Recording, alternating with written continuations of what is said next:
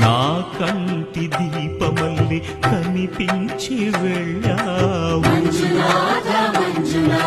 సుజ్ఞాన జ్యోతులను వెలిగించి కరుణించావు దేవుడు జీవుడు ఒక్కడే ధర్మము మర్మము ఒక్కడే హరుడొక్కడే శంకర శంకర హర హర శంకర ముర హర భవ హర శశిధర శుభ